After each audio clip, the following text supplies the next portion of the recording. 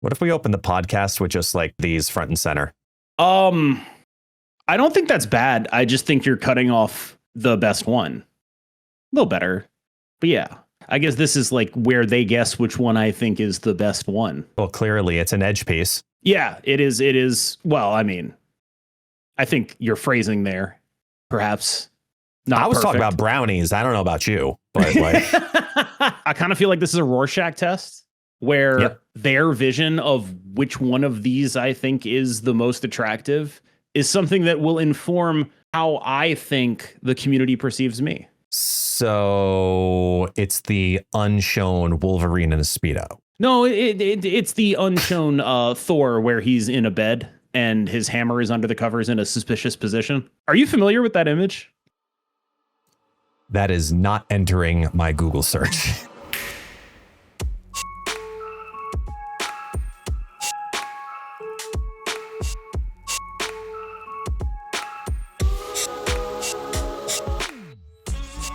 Dude, you know what would be a killer? You know what would be a killer cold open? Shoot. Where it's like, much like Marvel Snap, we're phoning in this podcast the way they phoned in their OTA. And then we just spend like 4 minutes groaning about plus ones. I mean, that's basically going to end up being the whole beginning of the podcast because that's what that's what the audience expects is for us to be talking about plus one. Yay. Is that what we're supposed to be talking about? Like, I called it the dollar menu OTA. It'll keep you fed. Yeah. It meets the legal definition of food. It is product that you are consuming. I don't know. I had a pretty interesting conversation with someone who mentioned that like it sort of sucks that how like the lack of novelty in Marvel Snap or the desire for novelty in Marvel Snap drives the community to see what seems to be a pretty balanced metagame, not getting a lot of changes made to it, as a bad thing instead of a good thing. And my response to that is that while it is true that like Marvel Snap values different things in different ways, right? Like this community is definitely more fast paced than a Magic community that'll put up with, frankly, absolute bullshit for 6 months, right? Like that's just how it is. It's true. It's also the kind of thing where the OTAs are a lot of people's only chances for like their fave to actually become good. So when their fave gets a +1, they don't actually feel good about it. They feel like they just got told, here's $1, go to the dollar menu, right? Like they don't feel like they feel like because of this +1 stuff, they feel like the risk isn't being taken that it would take to get their faves to be good again, right? And so it's like, you know, here, have $1, go get yourself a McDouble, you know, $2.89. You remember? Have fun. Oh, you remember OG Mario Party where you do a competition, you do a mini game, and then it would rank you 1, 2, 3, and 4. And then depending on how you placed, you know, the first placer would get a boatload of coins. The second placer would get like a respectable amount of coins. And then you'd see Toad disappear. Toad would come back and then flip 1 coin randomly, and it would happen to go to the 4th position. Yeah, that is what that's this like. OTA. That's exactly like, what this OTA was. It's very like here, damn. And like, again, like I won't sit here and act like it's not an obviously correct decision to, after you take a brutal hammer to Star-Lord, who, by the way, we're going to circle back on how you said he wasn't dead last week. This is a card that defined the metagame. You take a brutal hammer to Sholau. It's a card that defined the metagame. Let the metagame find some new definition before you start coming in there and fucking everything up. Yeah. I think that is objectively correct. And anyone who objects to this OTA on the grounds of like, they didn't nerf Gambit, Horseman, or Mother Ascani, I think those people are wrong. And I think this is an important point. Even if they end up nerfing those cards later, those people will still be wrong to want them to do it now. It would still be bad game management to not let it play out. And I think that in that context, doing an OTA that's all minor stuff is fine. But if I'm someone who really likes Zombie Captain Marvel and I get +1 power, that changes nothing for whether or not I'll be playing Zombie Captain Marvel. I was already doing that. If I'm someone who doesn't like Zombie Captain Marvel and she gets +1 power, that also changes nothing. So what it feels like is, instead of Zombie Captain Marvel being like players being grateful they got the buff, what it feels like is actually that now it might be just good enough that it doesn't get OTA'd again. Even though if they just given her more help now, we wouldn't be in that situation. And I think that's what a lot of people are feeling when they see all these +1s. They're like, well, that doesn't change anything. So just give them the +2s. You know what I mean? Like, that's how I think people are sort of approaching these kind of OTAs now. They want bigger swings. And I think some of it is our fault too. Not because we want to put out like our community, content creators specifically, not you and me, just content creators in general, where not because we want to put out a video, hear me the fuck out, calm down, wait. All right. No, I'm trying to do my impression of that GIF. That's really all I'm trying to do. I'm just like the Drewski GIF. Oh yeah. I'm just trying to do that. Yeah. Like, that's really it. It's fair. It's not like like I'm actually engaged. Like, no, I'm just doing the GIF. Don't worry. No, you're fine. It's people want to ingest the change so much so because they want to see the big swing, and they're just desperate to say the top things that we talk about in the community, the top 5 decks, top 3 decks, whatever the meta is of the moment. You know, prior to the last OTA, there was basically a top 4 pretty confidently. And then they nerfed 3 of them down aggressively. And then it was kind of like, okay, now there's 1 still remaining and others are climbing into that position. They're just looking to see the top constantly be switched. They want to see the variety in the percentage of what they play against change. So if the top 3 decks make up half of what you end up going up against, or a third of what you end up going up against, and they're just repeat, visuals because people net deck, they see creators play stuff, they engage with the game that way, and it increases the percentage play of those style of decks. Therefore, you're playing against those decks more. They don't mind seeing cards get changed because it might not necessarily affect you and your collection, but it does affect you and it affects your opponents and the frequency in which you do see those decks, which then changes how you build secondarily, depending on your own collection. I think that largely, I just want to, there are 2 schools of people who dislike this OTA. And the first school I disagree with, and the second school I agree with. The first school is they didn't nerf thing. And it's like, look, man, it's been out for a week. Even if that thing is OP, you need to let the strategy develop so we can figure out if it's beatable or not. Like, you just have to do it. I see infinite whining about Gambit. I think Gambit is a balanced-ish card, but he's definitely annoying enough that I wouldn't be opposed to them nerfing him. Like, it's just one of those things where it's like, sure. But I don't know that Gambit is currently in the best deck. I don't know that he ever has been in the best deck. And again, I don't think that's like necessarily a concern, but if you're saying a week into a format, you have to do this, even though 2 weeks from now, you'll have another chance to do it. I think it just makes very little sense to be that sure this early. That said, I mean, Gambit is the kind of card where it's just like, he's so annoying in his play pattern that I imagine he'll get nerfed at some point anyway. But it is, I still like your 4/6 Gambit pitch. Like, it makes a lot of sense to me. I think it's probably the direction that I would go if I were them. But I also just want to take a moment to flame a card that gets way too much love. Okay? Victoria Hand, you are on Fraud Watch. This is the 3rd or 4th time Victoria Hand has been like the 2nd or 3rd best deck, and every deck better than her gets nerfed. And within 2 days, I am not confident she is going to be the best deck.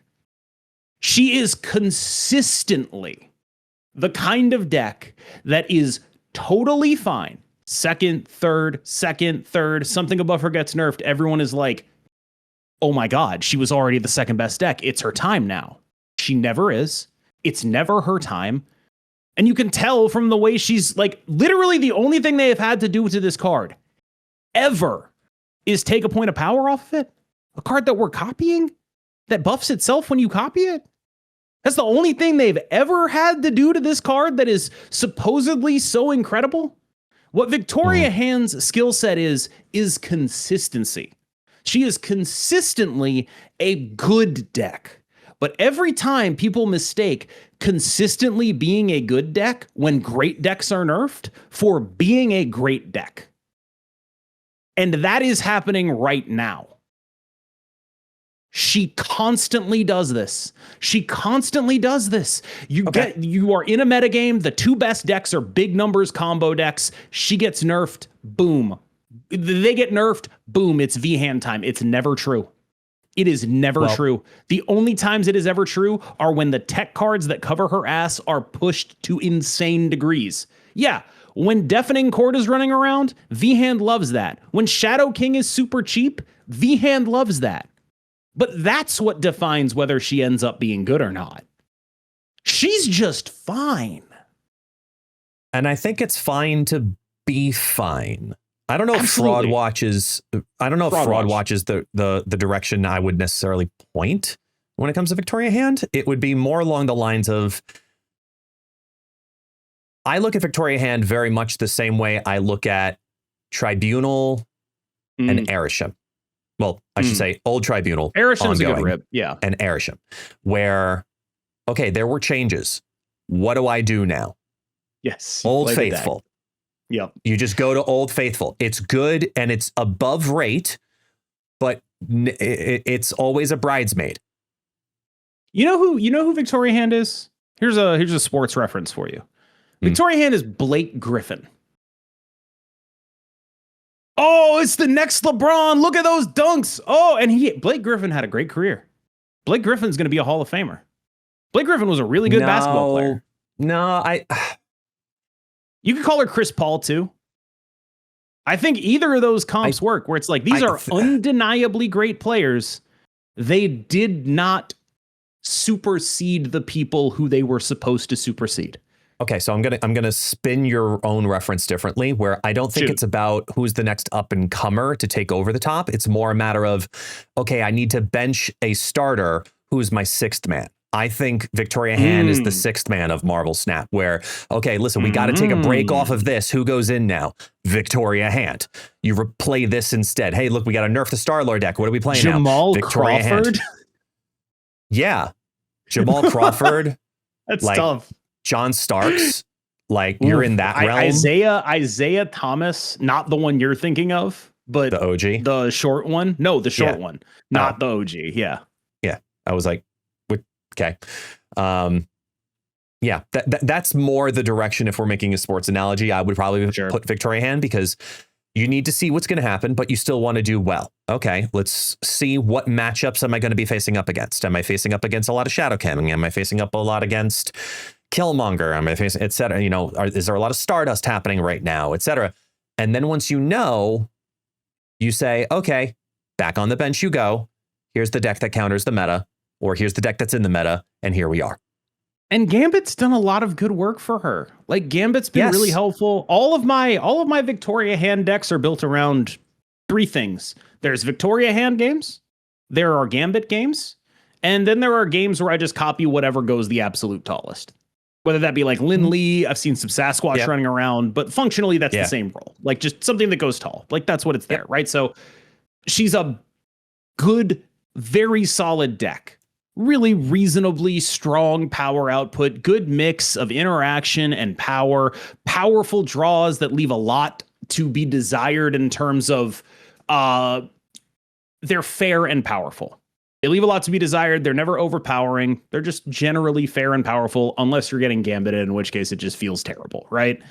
But I just sort of think that she's never really been a playoff performer. You know what I mean? Yeah, she's one of those. She's always around, but she's never really, put it all together for a playoff run. She's Victoria's second hand. A little bit, yeah. You know, this is the Chris Paul thing, right? Like, Yeah.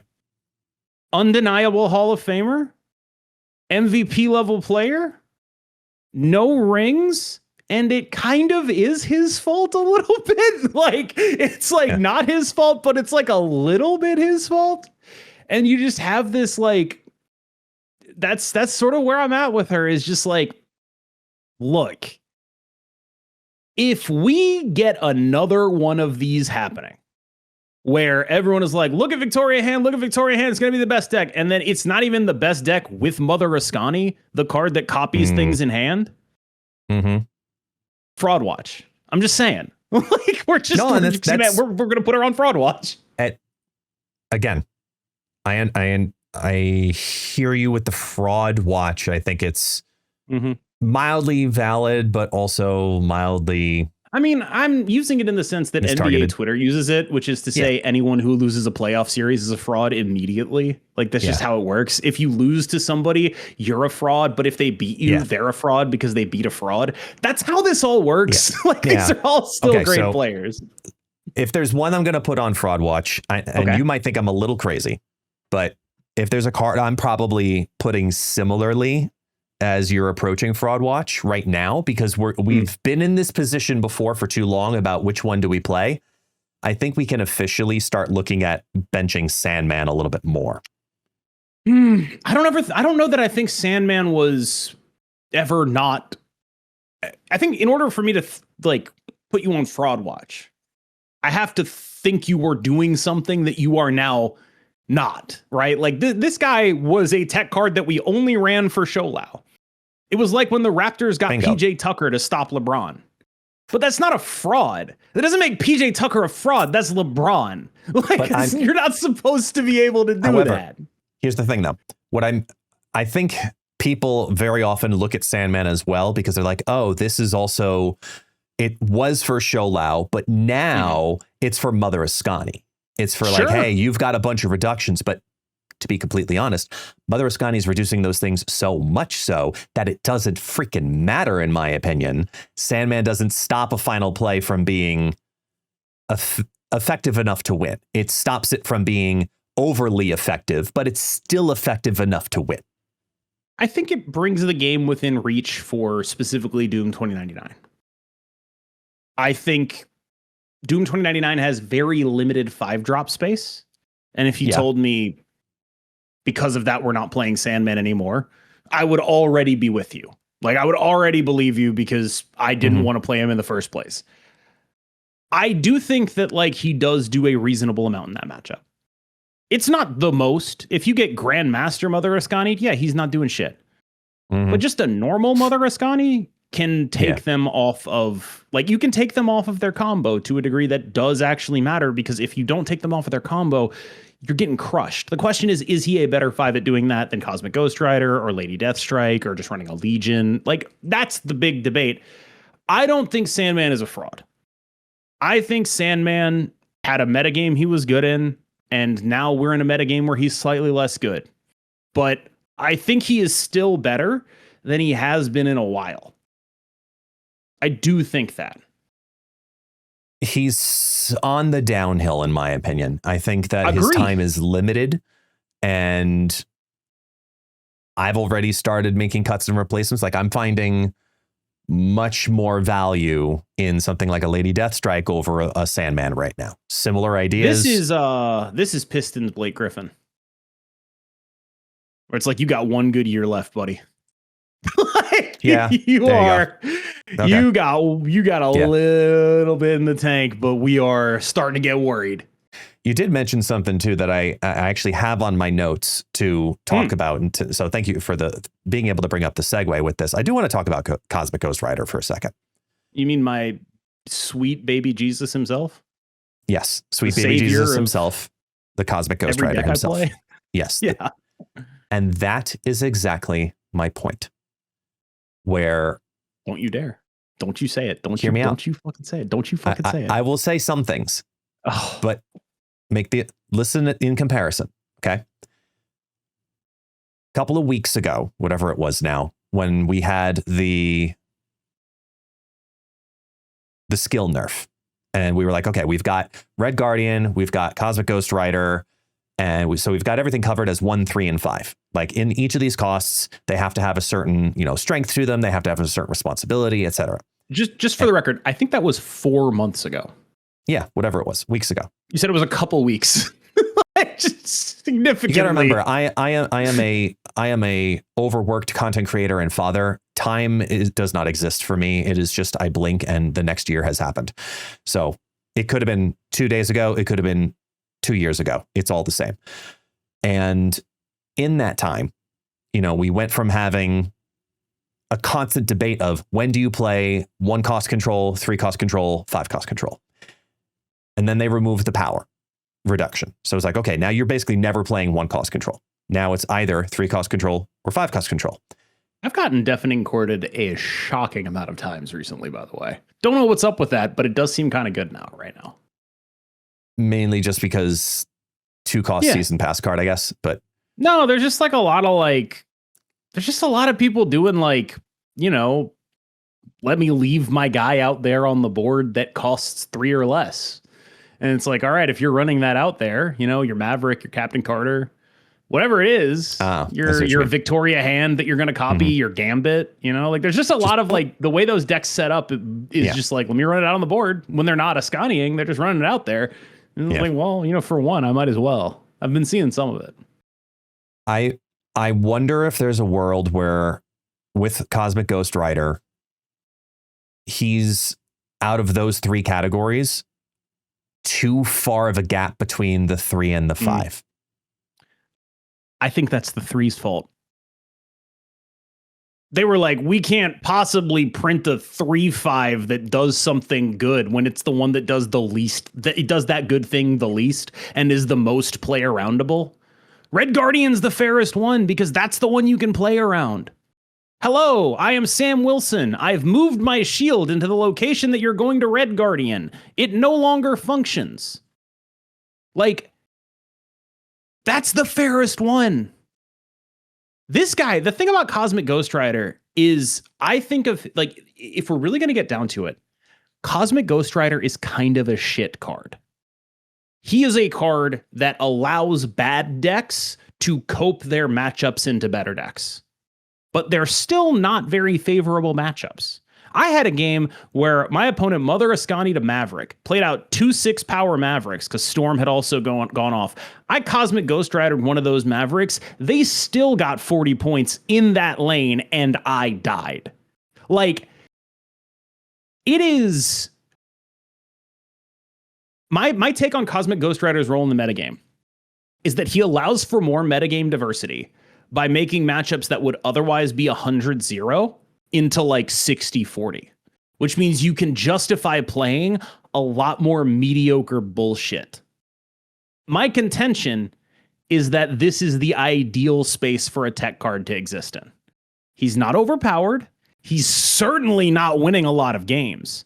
This guy is a mechanism for people to get to turn 6. He is the perfect card. He is my sweet baby boy, and you will not take him away from me on this podcast.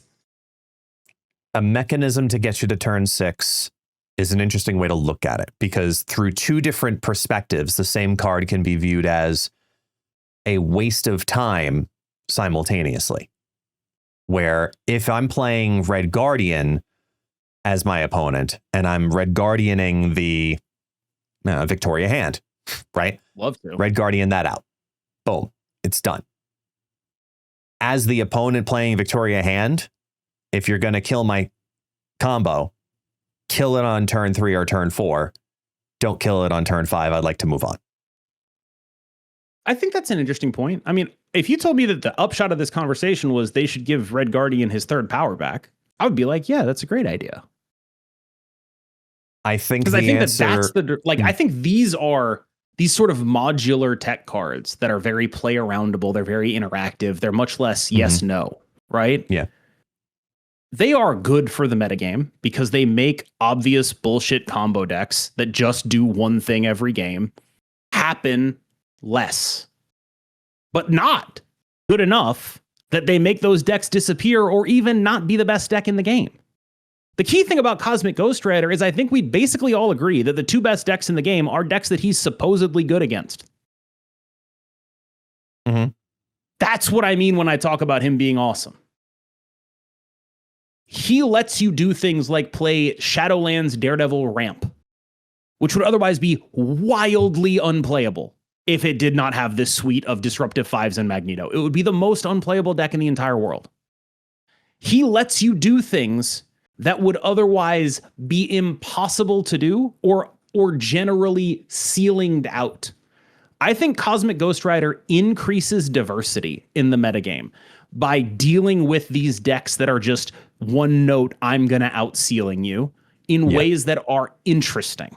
And I think that's the biggest difference between him and a Shang-Chi or him and an Enchantress. All these other cards are yes, no. Him and a Gambit even. It's a decision made it's something that happens in deck building. Am I a deck that is vulnerable to this? That happened before I joined the game. This happens on the board. You get to choose how vulnerable to this you want to be.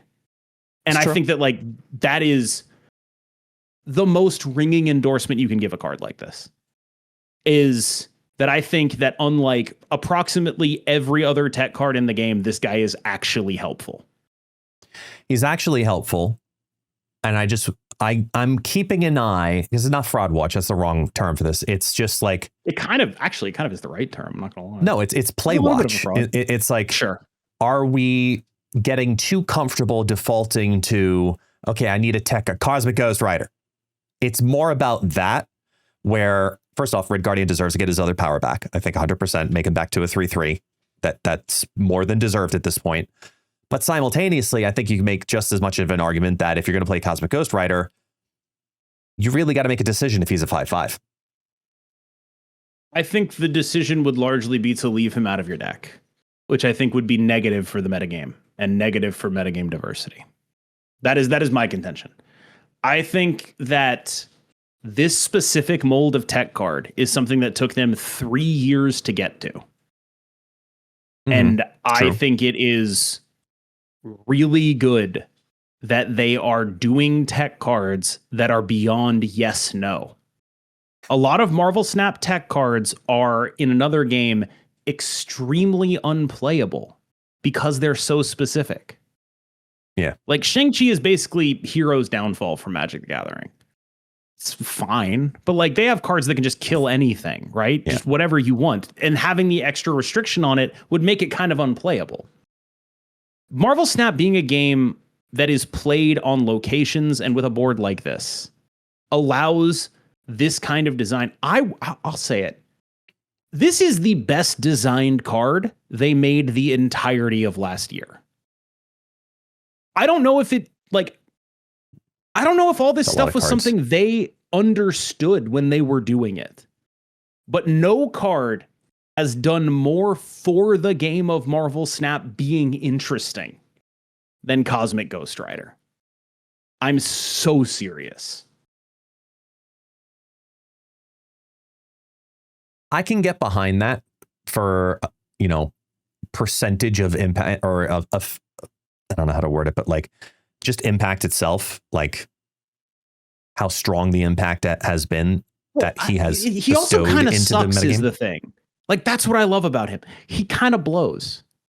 Like this, from a design perspective, what I love about him is that he's good enough at his job to make it plausible, but not good enough at his job to actually prevent these decks from working. You know what I mean? Mm-hmm. Like, throughout Cosmic Ghost Rider's run, there have been a million decks at the top of the game that he beats. But he just doesn't do it reliably enough, and he sucks so bad as a 5/6 that it doesn't matter. Like, that's my pitch for him. Is like, if you go back... Oh, go ahead. I was going to say, I'm going to throw you a hypothetical. Sure. Just out of just curiosity. This isn't a recommendation. It's just a curiosity. Love it. What if they gave this the Fin Fang Foom treatment? It would suck. You wouldn't play it. If it was a 5/8 or a 5/9, and then remove the text of a random front row card here? No. You wouldn't play it? What they need, I think that card would be terrible. Just curious. I mean, it probably wouldn't be terrible. It would just be not this card, if that makes sense. Yeah. It would be a card I would run in a different scenario, which is like my opponent has a Ronin, my opponent has a Darkhawk. They're playing that guy on their own in one lane. I'm playing this to deal with that. Like that kind of thing would be what it would be more about. Just curious. I just think that he's consistently demonstrated an ability to make a bunch of dopey ass curve out decks that would otherwise be the deadest decks on the planet to anything comboing off. Yeah. Like 45% in those matchups instead of 20%. And he has at no point actually been the best card in the game while doing this. Which I just think that's an incredible profile for a card like that. That's a huge win. You're not wrong. I do. I need to detour though, because it's fine. This is the Can-Be cast now. Fire off. Fire when ready. No. It's an appropriate detour because I not detour. I should say segue, because again, you just keep feeding me the transitions.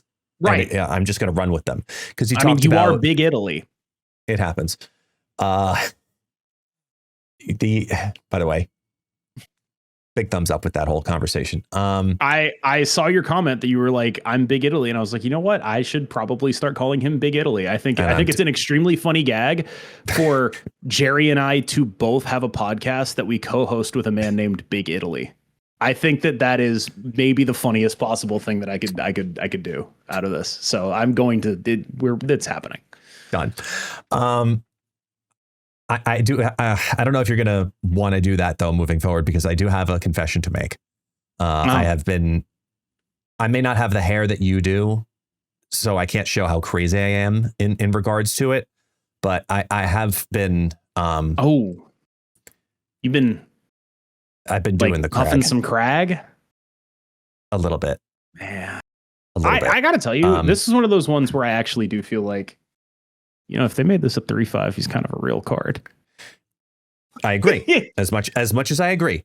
However, let me explain why. And I was even talking with Ika earlier about this, getting his perspective, because I started messing around in a expanded space on the Shadowlands Daredevil Ramp deck that you aforementioned earlier.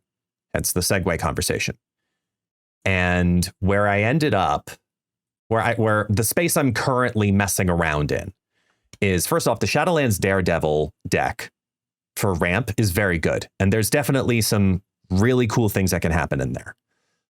But I have been messing around with how King Eitri and Shadowlands Daredevil work. I've also been messing with, in Ramp, I've been playing Malekith.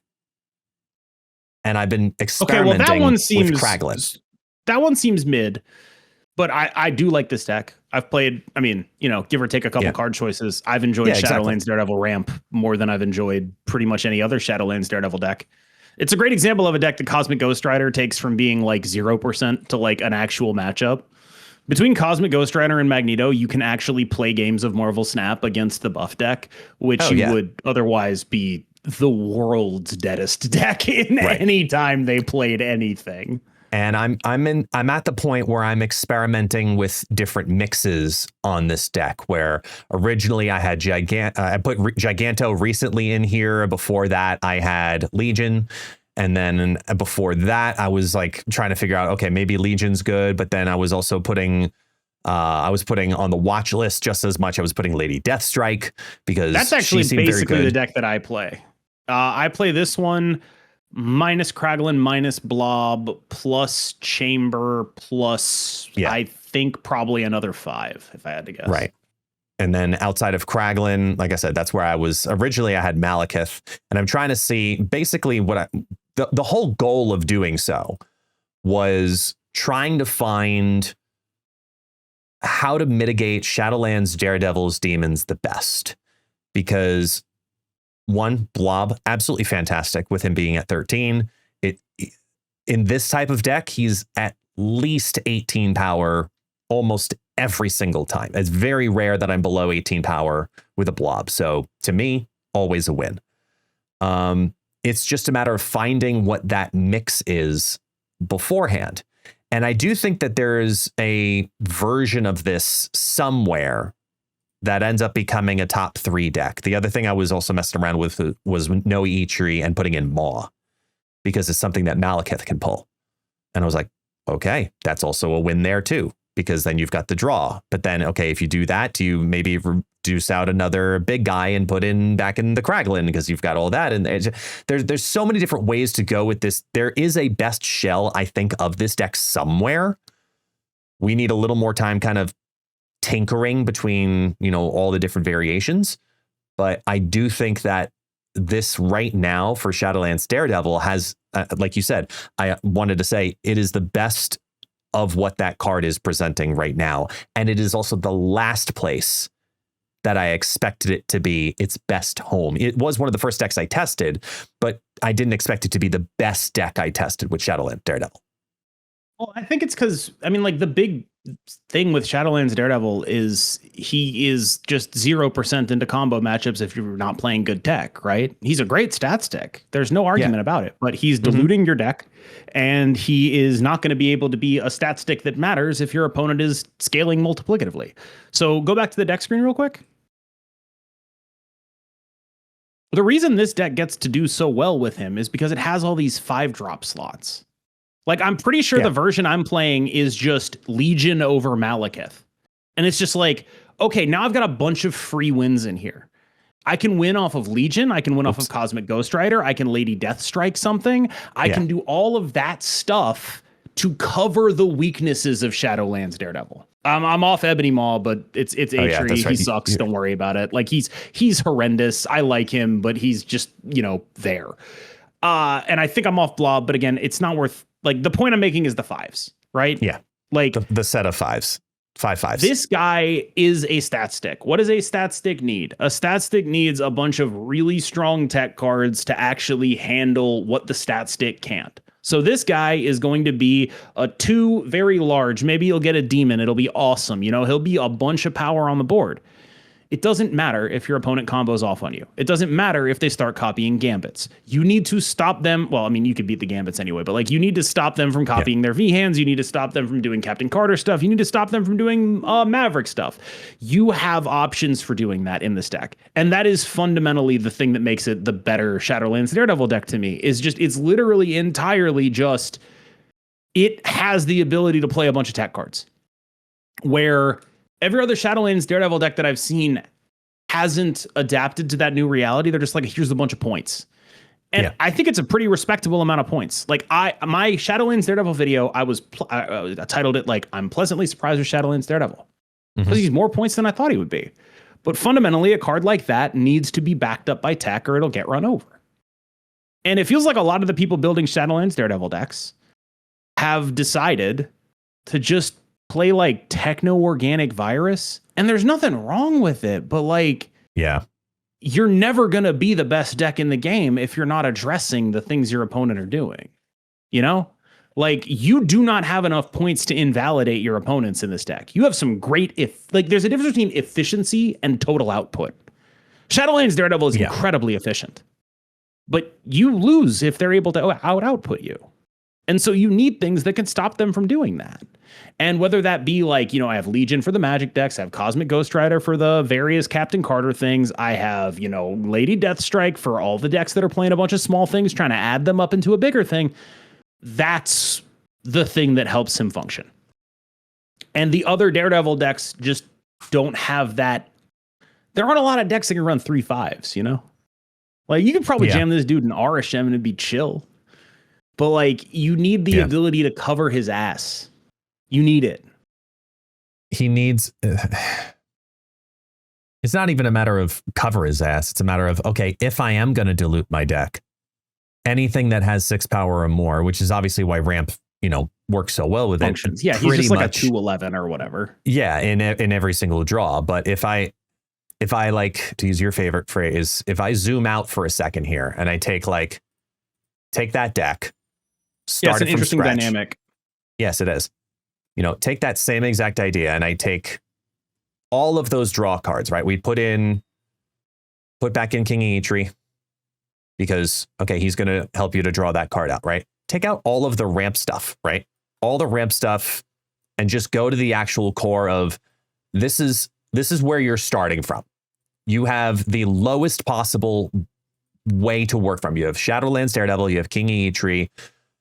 I had, what was it, Kraglin I had in here earlier. All the cards that help to try to mitigate it. And this is just a great moment, by the way.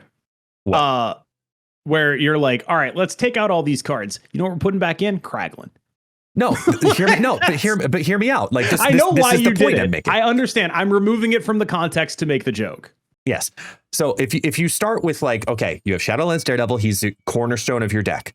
And then you're trying to figure out how to mitigate the demons. The only cards that really help mitigate it that I could work out of was like King Eitri, Kraglin, and Malekith. What the f are you supposed to do with that? Like, if you really want to go crazy, Mole Man. Now what? Well, like, I mean, I would imagine now what is seeing the defeat screen a lot. Yeah, it's true. Like, there's probably something here, something cool, but like, I don't know. And that's, I just think like this stuff is so much less fundamental to him than the tech card stuff, where it's like, what is a stat stick now? What does it allow you to do? Because we know what it used to be in Marvel Snap. It used to be that's what the game was about. Yeah. In the current world, a stat stick is something that you use to either take or lose priority depending on your plays, so you can control the last few turns of the game with cards that have impactful effects in that context. If you are unable to leverage that and you are just doing points, you will be forever relegated to what I would like to describe as the bounce zone. Yeah. Selfish combo. You will be fine. You will be fine. You will be a combo deck that has low output. Functionally, that is what you will be. If you are not trying to engage with your opponent, you will be a low output combo deck, which is totally fine as long as nobody's playing a high output combo deck. And if they are, you are 0%. It is bad. Something just screams at me as well, where there's this little KM voice that I have every now and then, where I look at Shadowlands Daredevil and I go, you know what I wish worked with Shadowlands Daredevil? Aurora. And I do say that one a lot. Yeah. Like, it just seems like the kind of card that wants demons, that. I do think there are some similarities between this card and Drax, right? Right. Where Drax is another one of those cards where if it came out in 2024, it's the best card anyone's ever made. It's holy shit, it's amazing, right? Correct. The Shadowlands Daredevil's in the same way, but like, I think because Shadowlands Daredevil comes with this attendant possible downside of diluting your ability to be a tech deck. It's almost like the type of card that he is ill suited to the downside that they have put on him. It's a weird thing. I think he's a really interesting card that has definitely passed the "is this strong" check for me. That's a really good 2. That's a good ass 2. He's a good 2 with some deck building restrictions, but he's a good 2. But it doesn't matter how strong you are if you can't deal with the context of reality. And to me, the jury's still out as to whether or not he can adjust to context. I don't know if he ever will outside of his current home and ramp. And this is partially looping back to the OTA conversation from earlier, where it's like, okay, if you're going to end up needing to face this deck in some capacity, way, shape, or form for the next month, shiny object, doesn't this variant of Shadowlands Daredevil just look like a gothic cat boy from PJ Masks? I bought the same variant of Shadowlands Daredevil, put way less thought into it. I tend to buy my variants of some of these cards where it's just like, there's 2 things. 1, is this cool to me? 2, will it be annoying to my opponent to lose to this? And that was what made me snap off this Shadowlands Daredevil. I was like, this guy looks annoying as shit, man. I would be so mad if this guy. Yes. Like that's. Look at that like little goofy imp of a person. It's like Yzma when she turns into a cat. Yes. This is my voice. That's Shadowlands Daredevil. Like, so evil kind of a thing. Anyway, I wonder what the shape of the meta looks like over the weekend, because I think we're just going to see a ridiculous amount of ramp, because it's what people are going to feel most comfortable with if they want to do their weekend missions. Cool. It works. Creators, there's a bunch of different variations out there. Ramp's a relatively easy deck to obtain or have variations on for most players, whether you're using Wave, you're using Luna, you're using Electro, you're using a lot of easily obtainable cards. Big things, fine. Throw in a Hulk. It works. 14 power. Done. Like, it's a relatively easy shell of a deck to build with the new season pass. I expect to see a lot of it this weekend. Good. Just like when we have an OTA happen and it doesn't hit well, we're looking at trying to find major shakeups. So I guess my question then is, with Shadowlands Daredevil, if we're trying to put on our tinfoil hat and look into the future, and we're trying to identify where this is supposed to actually be, but missed in getting there, what is that home? Is shuffling in 3 demons an upside? That is, like, if you're asking me, like, if something got missed in design, it is much like Kraglin, right? Like, Kraglin is a card where the assumption is 3/3 plus 2 energy is just way too good. Mm-hmm. I'm not sure that's true. It might be, but I'm not sure it is. This card is premised on the assumption that shuffling in demons is a thing you want to do. And I think in a world where a 1/6 was a meaningful part of winning a lane more of the time, it would be. I don't know that it is now, because they've put so much pressure on individual tech cards to make matchups playable. This is something I think Pulse Glazer has talked a lot about, how he preferred Snap when it was 2 people with relatively similar outputs deciding where their output would go on the final turn. Games were much more about efficiency in energy expenditure, because there weren't a lot of ways to multiply by itself and cheat a lot, right? Mm-hmm. And I think that Shadowlands Daredevil is a card that is an excellent and efficient threat that falls off the more the metagame is about. If I don't get my Shadow King, I lose this entire game. I wonder how much of that is also due to the evolution of the Snap card gamer over the last couple of years, going from being a card gamer to being a min-maxer. Because a lot of players who came into Snap 3 years ago came in with the mindset of, okay, coming in Hearthstone, Magic, and exactly like Pulse is identifying there, the idea of fair card game, strategy, percent chance, close games, but you're trying to figure out, your strategy of where it's all going. But now, whenever we're looking at a card as a community 3 years later, we're looking at, what is the way to break this? What is the way to multiply this? What is the way to scale this beyond what it's supposed to be organically? Fucking 95 different levels of combo to make the best of a card happen. Look at something like what Mother Ascani does, right? That's just where... sorry. That's what... I learned that from Magic and Hearthstone. I think you're casting these other games. You have like a noble savage view of Magic and Hearthstone.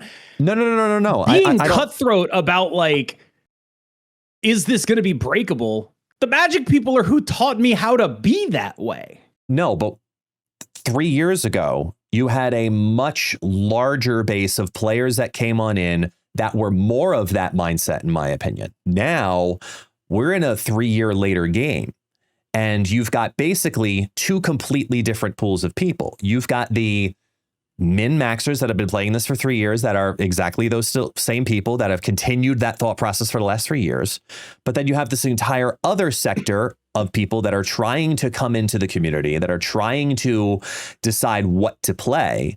And the only way to play is to keep up with that min-max strategy exclusively, which was not how it was presented when the game first came out, as a more casual approach. That's not a function of 2 types of people. That's a function of this game has been around for a while, right? Like, the evolution of 3 years, yes. Right, but like, you're putting it on like a player-based demographic thing.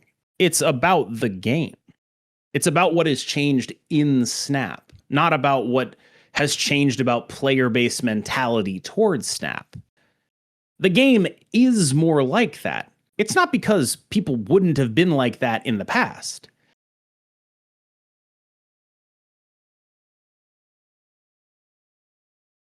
It's because they have avenues to actually do it now.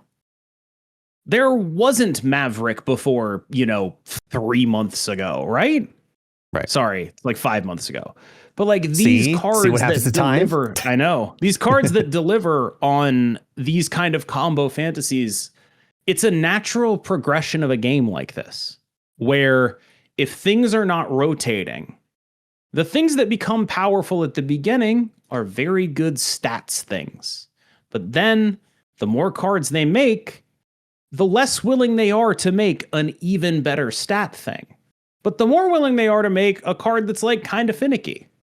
They make enough of those kind of finicky cards, and suddenly there's 12 of those finicky cards that each cover for each other's finickiness. And that's the progression this game has taken. In Magic the Gathering, the less cards are in the format, the less combo-oriented it tends to be.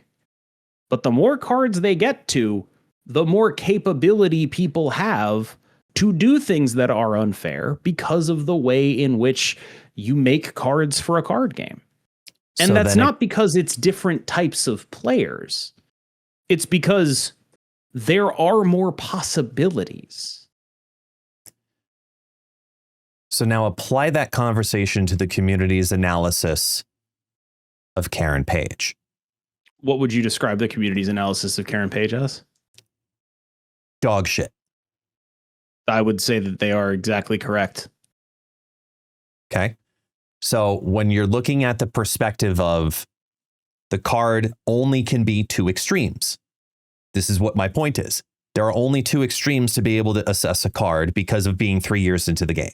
It's either it's a top 10% card on release and it's worth every bit of your resource, or there's a much larger gap of being able to say, this is just not worth playing.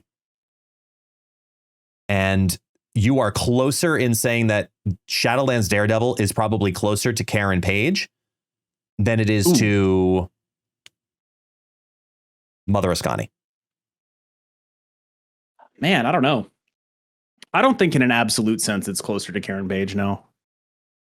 I think Karen Page is like unplayable for a bunch of different reasons, but like fundamentally is a card you can play in a game of Marvel Snap that has all the attendant problems of Shadowlands Daredevil. Like, if I'm a stat guy, where's my tech coming from? But if I had to name a specific problem with Karen Page, it's that she's like a buff deck card. Like, you want to be playing like Agony and something and Maverick, but she's like a buff deck card for a non-combo version of the buff deck. I agree. And there's just no good reason to be a non-combo version of the buff deck. And so that's really what her problem is, where it's like, I can totally believe that they were like, it's a little fucked up if we make her stronger than this because she's going to make your Maverick so goddamn big. Like that's a little bit of a fucked up thing if we do that, right? Which I think to me would then imply what we're currently doing with the Captain Carter shit is out of line. That is what that would imply to me, largely. But I think it's going to be one of those decks that skates on people not really understanding how to play it. Do you know how many people I have seen just be like, just like do something really basic? Like they have a Maverick behind a Captain Carter and they're going to play a Surfer Brood line and they play Brood Surfer instead, when it's like, no, you buff the Maverick and you buff the Captain Carter and you get more points on the Brood if you do it in the other. Like, people think it's a Surfer deck. That deck is not a Surfer deck. And they play it like a Surfer deck. And if you're playing it like a Surfer deck, you're playing it wrong. That deck is a deck that is about Captain Carter. It is a deck that is about Maverick. And then it is a deck that is about the two best ways to copy a Captain Carter and a Maverick, Prodigy and Mother Ascani. And everything else in the entire deck basically doesn't matter at all. Like, genuinely. We need to rename that deck Shoeless Joe.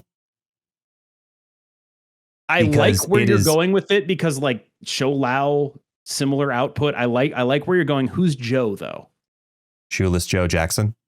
No, like, in the deck, who would Joe be referring to? That's what it needs to take it to the next level. I know who the Black Sox were. Jesus Christ. I did everything in my incredibly over whiteness to not scream out Joe Mama. You should have. I can't believe you passed up that opportunity. That's actually insane. You've actually threw. That would have been oh my God. Mainly this because is such a punt. It was. But I also know how wrong it would have felt internally to scream that at the top of my lungs at you. Oh, God, it would have been so funny. You threw it away. I did. And I'm acknowledging that I did out of self-respect. Not respect for you. That's not worth having. Self-respect. If it costs you this, it's not worth it. It was totally worth it because I feel slightly better about myself and I'm able to reflect. And I feel good about that too. This podcast does not endorse self-reflection. That is not an official position of this podcast. That's fair. This podcast endorses Joe Mama. Episode title incoming. Got it. Sure. No, but here's, I think the thing that irked me about Karen Page more than anything else was somebody brought it up during one of the live streams. They said that Jason came forward to talk about Karen Page because the team answers thing where he was like, they didn't want to make her 6 power because they thought it would be too strong. Basically. And I need your help because you can reinterpret this for me. Okay. They basically said, why isn't Karen Page a 4/6? It should have had synergy with Daredevil. She literally works for Daredevil. So it makes total sense that she would have synergy with Daredevil, but she's a 4/5. Why didn't it? And the answer, I'm going to just segment this quote here, was she was focused on the gameplay of getting at least one each of 1, 2, and 3 cost cards out and balanced around that. While it would be nice if her at 4/6 were viable for the flavor of that, it didn't quite seem within bounds, and we didn't want to sacrifice power on her primary gameplay to get the flavor synergy to line up. Yeah, that seems pretty straightforward. It doesn't, though, to me. It does. No, because if that didn't seem like it should line up, why does Wiccan exist at 4/6 that wants you to play a 1, a 2, and a 3 and has a better effect if you do that exact same gameplay? But the 4/6 because there's a buff season coming out next month. There is a season that. But what does next season? What do you mean? What does next month have to do with this? Do you think that they don't think about my basic contention here is not to say that they're right, but to say that what they were afraid of is that if they made Karen Page, like if they pushed on Karen Page and then they pushed on the next season's cards, what they would do is create a nightmare buff deck. That's what they're afraid of. It's a reasonable thing to be afraid of. Like that's what that answer means. It says that like they were afraid that like Karen Page would be another one of these cards that is compounding the buff deck, which we've already given a ton of tools to and which we're about to give 1 million more tools to. And we don't want to sacrifice the ability to, let's say they make Karen Page a little bit stronger, right? Does that then imply that they need to take some of the cards from next season and make them a little bit weaker to compensate for that? Like, so there is a level to which you can't just be focused on the individual card here. And again, I don't think they're right about this. I think they misevaluated what Karen Page was. But he says pretty clearly that the concern is like basically the way I interpret that answer is we don't think she goes in decks with Daredevil anyway. We just don't think you're doing that. And I think that is true. Right now. Yeah. But, yeah, I think that's just a true thing. And we are concerned that this is the kind of card that could get out of control and be a little too strong. And I think the immediate response from a player base, if someone says something like that, is to sort of just like point at Storm Horseman and be like, ugh? And it's like, that's not an incorrect response to have, right? No. Like it is, I consider it far more likely that they made a mistake with the buff deck directionally, and that stuff is what's out of line. And that Karen Page is just like, you know, we really don't want, like, I don't think they like Wiccan very much. I think they don't like cards that are very samey, and it's just like 1, 2, 3, 4, da da da da da da da da. And I think that's also a reasonable thing. But mostly my instinct would be that they just didn't want a card that was like this with this much downside risk to be particularly strong. And I think, again, to be clear, they were wrong about how good she would be.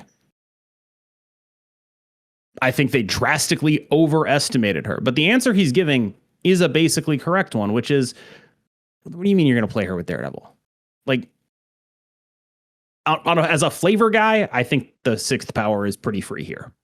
But it is the kind of thing where it's like, being realistic, this is not a card that's going to see play with Daredevil. That is a reasonable thing to be concerned about. Our balance needs to be focused on whether or not we're going to break the game with this card. And they definitely came in super low on her. No arguments whatsoever. And I think your assessment looking into next season, I'm going to have a hot take on. Shoot. Do you think they just don't? No, I think boost is going to be different than give plus power. Oh, damn. And my theory on this is rooted in the fact of going back into all of the cards and looking at every place where it says +1 power, +2 power. You think they're just not going to put the work in to make it happen? No, there's two thoughts. There's either they have to put all of it in to do that. They have to figure out exactly every single card and reword basically 25% of the entire game now for the word boosted. But if you look at the data mines and you look at the card abilities, boosted is uppercase. Uppercase, just like we see with ongoing, on reveal, etc., you go through all the game mechanics, they're always capitalized. Boosted is a capitalized term. I believe boosted is going to be its own individual mechanic, which will be different than adding power. I'll take that action. What kind of stakes you want? I'll take the other. I'll take the other side of that any day. What odds? What stakes? I think for the respect of keeping this monetized appropriately, we keep our stakes offline. And not. I'll take that action. That's all I'm saying. Yeah. I think that it is. I am fairly confident in my assessment of this mechanic. I just can't. I can't see them rewording over 100 cards because of the word boosted. I would be floored if they did that. It would be a lift, but I think my real question would be localization. I think localization, I'm not sure, but you do have me curious now as I'm going to dive deep into the data mines and look at. Yep. I mean, maybe it's just the kind of thing that they're keywording now, right?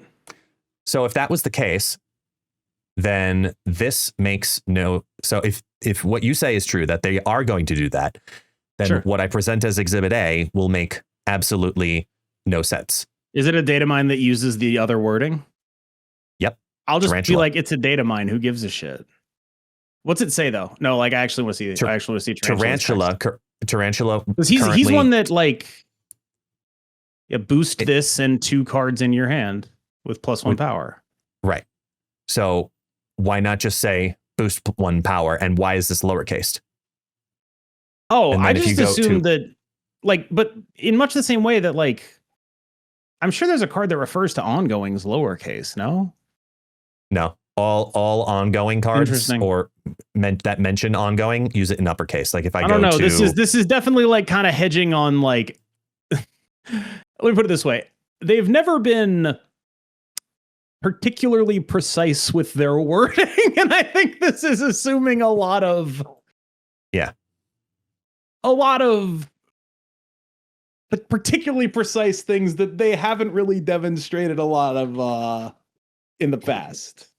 I think boost, there's a very real chance that boost ends up being something separate than just adding power. Because like I have Spectrum on the board showcasing that ongoing terminology where it says ongoing cards +2 power.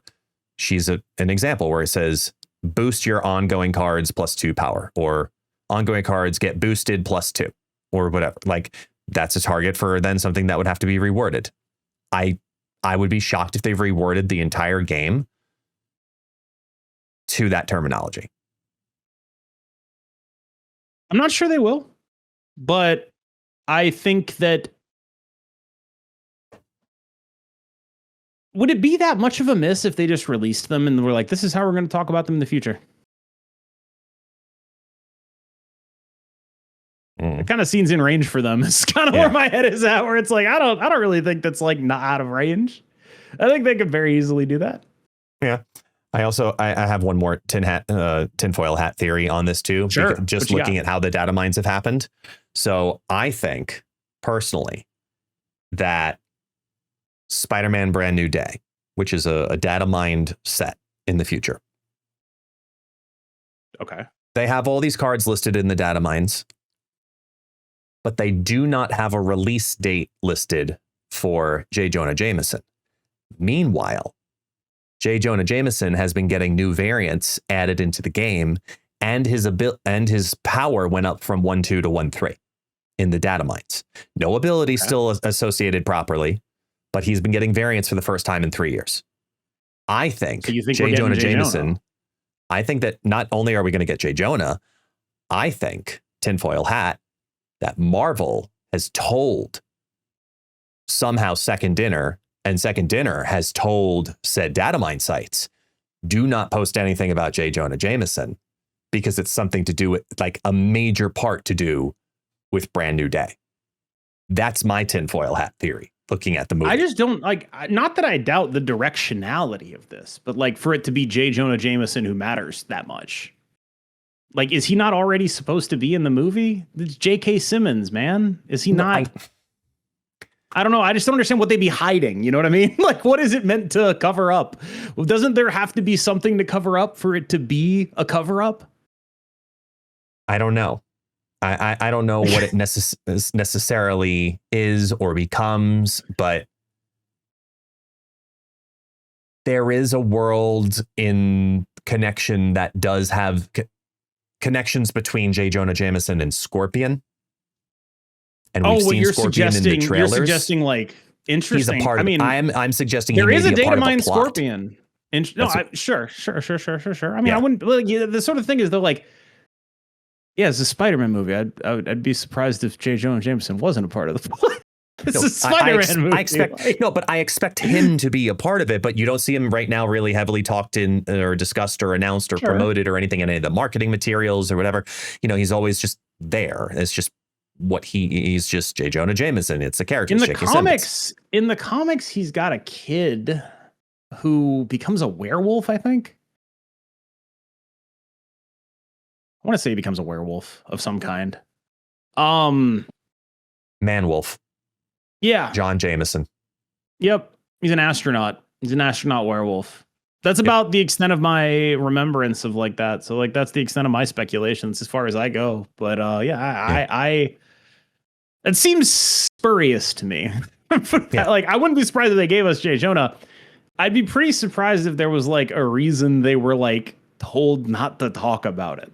I'd be pretty surprised by that, because it's like, I mean, no, but I just feel like there's before. no there. No, I believe that they could have known things in advance. I just find it very difficult to believe that J. Jonah is a secret worth keeping. That's the part that I'm not. That's the part that's not sticking to me. I don't know. I mean, they kept the Rivals season secret from all the websites leading up into the Rivals season, so it's not past their ability to. Right. No, I don't have a question about their ability to do this. Right. I have a question about why it would ever be necessary for J. Jonah Jameson. Like, what are the things people are actually speculating about when it comes to Brand New Day? It's Sadie Sink's character. Is she gonna be like Jean Grey? Is she gonna be Mary Jane? Who is she? What's Sadie Sink's character? Is she like the bad guy? Is she the good guy? All that stuff, right? That's what people care about. Unless she's playing J. Jonah Jameson, I'm not buying this. Yeah. Like, unless you have recast Sadie Sink as J. Jonah Jameson, I just don't know what the hell they're hiding here. I mean, she's got to be Jean Grey, but that's. I have genuinely no idea. I've been watching way too much new rock stars. So before I go down that tangent, I'll Yeah, you have like actual opinions on this. I'm just like, I'll do. see it when the movie comes out. Exactly. I'm excited for it either way. But like, speaking of cards and Spider-Man and all that kind of stuff, we do play a game called Marvel Snap. And this is where I think we probably have to attempt to loop back to it to a second with some other famous-ish, is that the way I want to go with it? Yeah, we'll call it just well-known and loved people / characters / yeah, we'll just leave it at characters. I want to talk about great segue, Wilson dude. Fisk. Sure. Because Vincent D'Onofrio is just amazing. And Wilson Fisk just feels like the best bland card that people don't like because it's bland. Am I wrong in feeling that way? I think he's quite good. I like him too. I gave him super boring. He's super like, he's just, that's, I think he's leagues more playable than normal Kingpin. I like that he feels like a bully. Yeah. I think both Kingpin cards have been kind of flavor masterpieces where Kingpin 1 is taxing you for moving into his territory and Kingpin 2 is a big bully. Like, I think those are absolute flavor masterpieces, genuinely perfect execution of these cards. And I think that people are a little low on Big Willie style because boring but good. Well, I mean, the first word in that is boring, but he seems pretty solid to me. Yeah, I look 3/9 and easy to do. Like, this is just good stuff. Like, whether you like Supergiant stuff, you like TOV stuff. Well, I mean, if we're being honest, this Supergiant bot a little bit. Hey, that's what this guy's about, right? Like, if you're a deck that cares about early stats, we talked about this with Daredevil, right? Yeah. You got to be, if you're like playing some stat sticks, you got to have a good plan for how to turn those stat sticks into locking down the game. Supergiant, that's that plan. Wilson Fisk, pretty good card in the Supergiant deck. No real, I don't really have anything else to say about him. Just does that. Like, he unlike Daredevil, instantly fits into a shell in a way that Daredevil might never fit into, even though he is a stronger card. He doesn't fit as well. I just realized I might want to think about Daredevil and Thanos. Anyway. You're already never drawing anything. Sure, why not? Well, the things that you can force yourself to draw also, are cheap and dump your hand out and pull stones and filter. And you remember when Mind Stone got 1-cost cards instead of stones? Take me back. I wouldn't mind that now. Yeah. Yeah, it'd be pretty good right now. I'd love that. Yeah. But yeah, I mean, just Chen Po here is kind of like, he's just good. He's just good. Like, big Not body. the reference I expected from you, but sure. Yeah. A Disney Mulan reference? Really? I thought you were referencing the Pokemon. No, Chen Po is the large character. Am I getting from confused? Mulan. Am I thinking of Wo Chien the Wall? Yeah, I am. Sorry. Chen Pao is the Pokemon. Okay. No, Chen My Po bad. My bad. Is the character from Mulan, the large character that looks like this variant of Wilson Fisk. Yes. Sorry, I got Chen Pao and Wo Chien confused. Wo Chien is this sort of like giant wall Pokemon. Not like literally a wall, but like the role in the metagame is like a sort of defensive Pokemon is my understanding. So my joke doesn't work on multiple levels because it is not that Pokemon. Well, that's fine. That's okay. But now you understand my reference and where my Disney brain very often goes. Sure. My brain is just filled of unnecessary Disney random pieces of knowledge and musicals and quotes and things like that. So I saw that card and first thing I don't think dancing have we into talked that. about this? Have we talked about this on the podcast before? Because I don't think people give you enough credit as being like a musical guy. Like when I learned that about you, I was like, oh, that's like a depth to him that I was unaware existed. Like I was like, oh, that's the kind of guy he is. Because there's a lot of like, with all due respect, there's a lot of performance with our job, right? There's a lot of like, who are you as a face and who are you under that, right? And I think a lot of people have a sense of what type of guy I am. And I think probably less people have a sense of what type of guy you are just by the nature of how we present ourselves. I'm sort of a rambler, and you tend to come across very polished and put together. And so realizing that you were not the thought I thought I had of myself, but thank you. No, that is how you come across. It's just, oh, you're a musical guy. Oh, he sings. Oh, okay. I like that. That's one of those things where it's like, to me, I felt like I knew you a little better from knowing that was your experience early. You know, does that make any sense? And I feel like it's one of those things that I wanted to bring up on the podcast because I don't think people have a good sense of you, the person, in some ways. And they should, because he is an incredible singer. I didn't know this. He might not do it now. I don't know, but like the dude can go.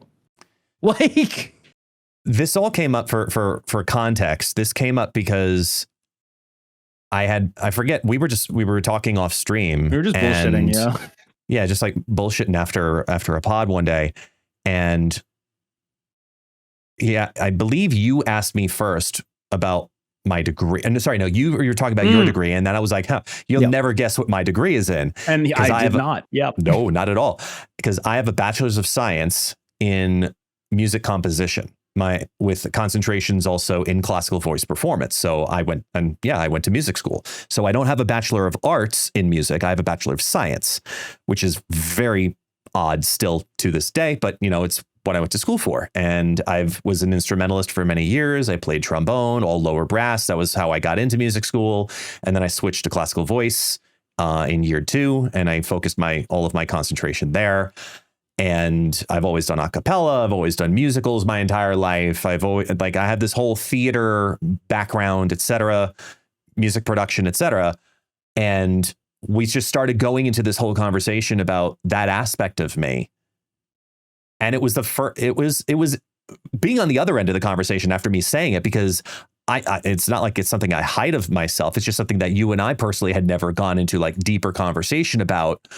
And then it was to me, it was funny because I'm seeing how genuinely shocked you were. Like, it was just like, I assumed you had a business degree or something, you know? Like, I assumed you were in like business or marketing. And then it's like, no, this was like someone who spent a significant portion of his life creating art. That's very different. It's a different kind of vibe. And I think, like, I could be wrong. My guess is that's how our audience kind of reads you. And I am trying to push against type. I'm trying to be like, hold on. Yeah. Like, way more time trying to do that than I have. Like, I am not an artistic person. I have no talents in the area whatsoever. And let alone the kind of talents that would get you to the point of doing it in college. And so I asked him to sing, and he did. And it was like, oh my God, he's like actually really fucking good. I was like, holy shit, that's crazy. Surprise. Yeah. And it's funny with the performance side that you were talking about, because I know you're the same way too, because then we started talking about the performance of just being, whether you're being a musician or whatever, our jobs as content creators, we're constantly presenting. And, the closest thing I ever had professionally to what I now do, obviously, as a content creator, was giving tours at Disney. And it's funny because my wife had done tours with me in the past. Do I have to say meow or no? She hopped on your lap. No, she got it. She got it. Okay. I'm surprised you didn't have to meow at her for her to jump on the lap. So we've been developing some body language that stands in for meowing. I'm so proud of you. My wife has seen my tour, again, this is many moons ago, but then she sees me as a content creator and she's like, you are your Disney self. Interesting. Because as a content creator, the way I've always looked at it is for you to come off as readable to the audience and to be able to connect with the audience, you have to be exactly who you are, but 110%. You are literally just embellishing who you are, but you're not pretending to be somebody else. So if I'm on stream and I'm talking about something, that is how I am going to react. Am I in my everyday life going to walk out of the room necessarily after getting A-cubed from a surprise Galactus? No, absolutely not. But it's content, so I have to create content, and that's where the 10% comes in. So there's that element of performance because you have to be entertaining. If you're going to be watched on Twitch, if you're going to be watched on YouTube, you have to present.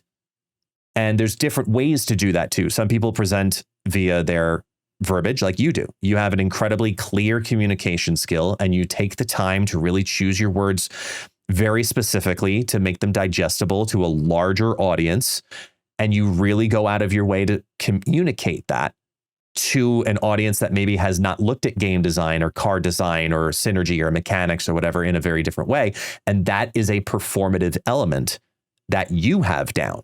Me, I do epic sax parties. I'm all improv. Like fundamentally, that's what I am. Yeah. Right. Like I, in as much as I have a skill set, it is, I take what's up here and I put it right here very quickly. And it doesn't always lend itself perfectly to the type of 110% kind of thing that you talk about, right? But it does lend towards people having a pretty clear picture of who I am and how I feel about them. And but that is 110% though. You're taking your thought, you know, and this is something that there's no extra 10 is what I'm getting at. Wrong. There is absolutely an extra 10. There is an extra 10 because you were able to take your thought instead of just word vomiting with and like filler time and trying to compose your words as you're saying them, etc., versus being able to say them versus being able to say them clearly, not just via actual diction. That's the thing. That's actually just how I am. It is, I'm sure, deeply fucking annoying to my fiance. But like, what we'll do is like, we went to see the Anaconda movie. And I came back from the Anaconda movie with like a list of things that I felt didn't work about the movie. And I talked her ear off about, here's all the things I didn't like about the Anaconda movie. And her basic response to me was, would you shut the fuck up? It's Anaconda. You do not need to care about it this much.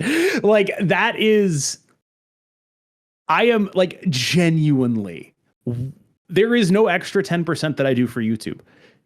This is how I approach everything. It's just what I do. Like it is. I sometimes like to imagine that like people assume there's an extra 10% because then they'll be like, oh, he's pretending to be like kind of an annoying know-it-all. No, I am in fact an annoying know-it-all. As much as you are. That is what I am. As much as you are. I will say, I know you during recordings and I know you outside of recordings. I know you in Discord, on your Discord server. And I know you in Discord in DMs. I'm so good at typing, bro. Oh my God. But this is what I'm saying. You definitely have an extra 10%.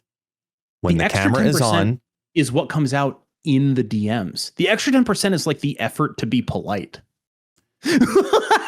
That's like you're talking about the difference. The extra KM 10% confirms he's a real life asshole. News at 11. No, it's like I genuinely kind of believe that, right? Like I the extra 10% is turning it off for me. Like I saw a video of Conan O'Brien. And this is, you know, they made a movie. Conan O'Brien Can't Stop.